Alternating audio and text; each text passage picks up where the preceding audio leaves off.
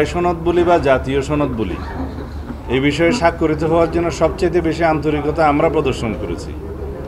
আমরা জাতীয় মূলনীতির ক্ষেত্রে আমরা আমাদের অবস্থান জানিয়েছি, আমরা কি বিষয়ে একমত।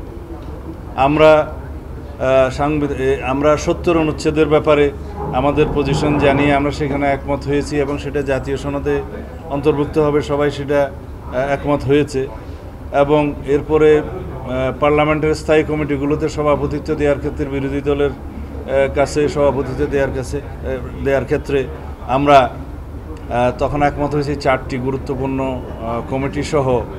আর আসনের সংখ্যার অনুপাতে যা পাবে বিরোধী দল সেখানে হয়তো 1/3ও আসতে পারে, সেগুলোর বিষয়ে আমরা একমত হয়েছি।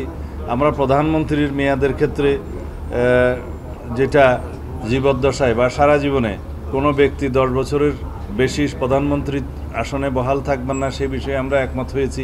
তবে ওখানে আমাদের একটা শর্ত ছিল যে এনসিসির মতো বা সাংবিধানিক নিয়োগ কমিটির মতো কোনো বিষয় এখানে আমরা থাকলে হয়তো আমরা সেই বিবেচনাটা আমাদের আগের প্রস্তাব অনুসারে যেতে হবে আমাদেরকে, সেই বিষয়ে আমরা একমত হয়েছি। রাষ্ট্রপতির নির্বাচন ক্ষেত্রে আমরা গোপন ব্যালটের মাধ্যমে স্বাধীনভাবে এমপিরা ভোট দিতে পারবে, সেই বিষয়ে একমত হয়েছি। তো ঐক্যমত্য তো পোষণ হচ্ছে। এখন যদি জাতীয় ঐক্যমত্য কমিশনের সকল প্রস্তাবে যদি আমাদেরকে 100% একমত হতে বলে, তাহলে আলোচনার জন্য ডাকা হলো কেন? জাতীয় ঐক্যমত্য পোষণ হলে যে সমস্ত বিষয়গুলোতে দলসমূহ একমত হবে, সেই বিষয়গুলো একত্রিত করে জুলাই সনদ বা জাতীয় সনদ স্বাক্ষরিত হওয়ার কথা। তো এখন এখানে যদি আমাদেরকে বাধ্য করা হয় যে এই সমস্ত বিষয়ে একমত হতেই হবে, সেটা তো সঠিক হলো না। আমি হতাশ নই, আমরা হতাশা কখনোই ব্যক্ত করি না। আমরা চাই সমস্ত সংস্থাগুলোর স্ব আইন যেগুলো আছে তার মধ্যে আমরা সংশোধনী আনি এবং সেই আইনগুলোতে সংস্কার করে আরও স্বচ্ছতা, জবাবদিহিতা আমরা নিশ্চয়তা বিধান করি এবং সেই গঠন প্রক্রিয়াটা আরও শক্তিশালী করি। তার মধ্য দিয়ে সাংবিধানিক প্রতিষ্ঠানগুলো আমরা আরও জন আকাঙ্ক্ষার সাথে মিলিয়ে ভবিষ্যতে আমরা সেই প্রতিষ্ঠানগুলোকে নির্মাণ করতে পারব। সংবিধিবদ্ধ প্রতিষ্ঠানের ক্ষেত্রেও একই, বিদ্যমান আইন যেমন দুর্নীতি দমন কমিশনের বিষয়টি এখানে আসছে, বিদ্যমান আইনে অনেক সংস্কার প্রয়োজন।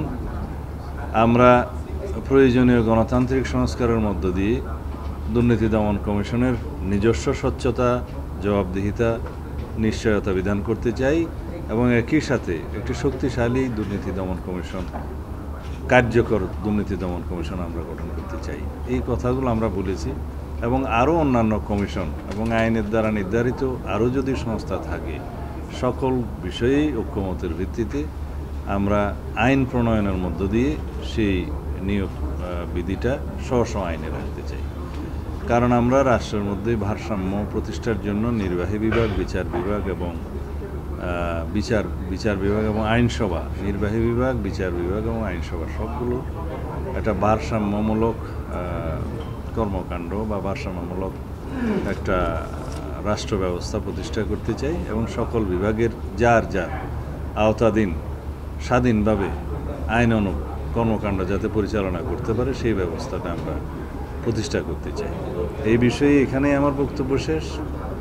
আর দ্বিকক্ষ বিশিষ্ট পার্লামেন্টের ক্ষেত্রে আমাদের দলীয় প্রস্তাব যেটা আমাদের 31 দফাতে ছিল, সেই প্রস্তাবেই আমরা আবার দিয়েছি যে আমরা দ্বিকক্ষ বিশিষ্ট পার্লামেন্টের উচ্চ কক্ষে 100 সদস্য বিশিষ্ট আমরা উচ্চ কক্ষ প্রতিষ্ঠা করতে চাই এবং সেই 100 সদস্য পার্লামেন্টের নিম্নকক্ষে অর্থাৎ জাতীয় সংসদে প্রাপ্ত আসনের ভিত্তিতে সেটা নির্বাচিত হবে। এবং বান্ডেল থাকলে প্রতি সেনমানিতে টাকা বাঁচবে। বিকাশ সেনমানি বান্ডেল কিনে জিতুন প্রতি লেনদেনে।